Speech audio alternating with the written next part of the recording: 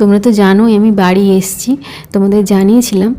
মানে বাড়ি এসেছি মানে না, এখন আমি ফেরতও চলে এসেছি। যাই হোক, ভিডিওটা তোমরা একটু পরে দেখতে পারছো, কী করবো বলো, এডিটের সমস্যা। তো যাই হোক, জানো তো আমি সবসময় একটু লেটে থাকি। তো বাড়ি গেছিলাম, দেখো এখানে গাজনের মেলা হচ্ছে, ঝোলা থেকে শুরু করে মেলা বসেছে। আমি আর বোন ওই জন্য বিকেলবেলা টুকটুক করে বেরিয়ে গেছিলাম যে দেখতে কি হচ্ছে না হচ্ছে। আর আমি মানে যবে থেকে জন্ম তার আগে থেকেই এই মেলাটা হচ্ছে, মানে গাজন আর কি। সবার মানে সব জায়গায় গাজন চৈত্র মাসের শেষের দিকে হয়, কিন্তু আমাদের এখানে বৈশাখ মাসের সংক্রান্তিতে মানে 25শে বৈশাখের পরের দিন থেকে গাজন শুরু হয়, জানো তো। আর গাজনের মেলা বসে, সেই ছোটোবেলার কথা মনে পড়ে যায়।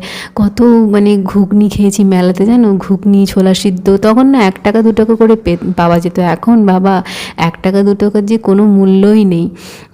এখন মানে তো এই মেলার দোকানে এসছি, আমি মেলার দোকানে মোটামুটি টুকিটাকি করে সবই পাওয়া যাচ্ছে, কানের থেকে শুরু করে ভীষণ খুবই সুন্দর। আমি বেশি কিছু কিনিনি, কানের তো আমার দেখে সব কিছুই মানে যেখানেই আমি কানের দেখি আমার স্বর্গ লাগে, মনে হয় যেন এটা কিনে নেব ওটা কিনে নেব, কিন্তু কিনতে পারছিলাম মানে মানে কেনা হয়নি আর কি, লিটারালি।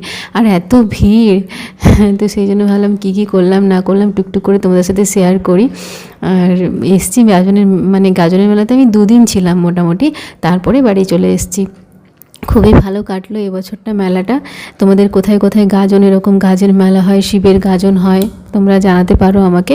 আর আমার ভিডিও যদি ভালো লাগে অবশ্যই পাশে থেকো। দেখা হচ্ছে খুব তাড়াতাড়ি একটা নতুন ভিডিওর সাথে। Till then stay happy, stay blessed, and thank you for watching.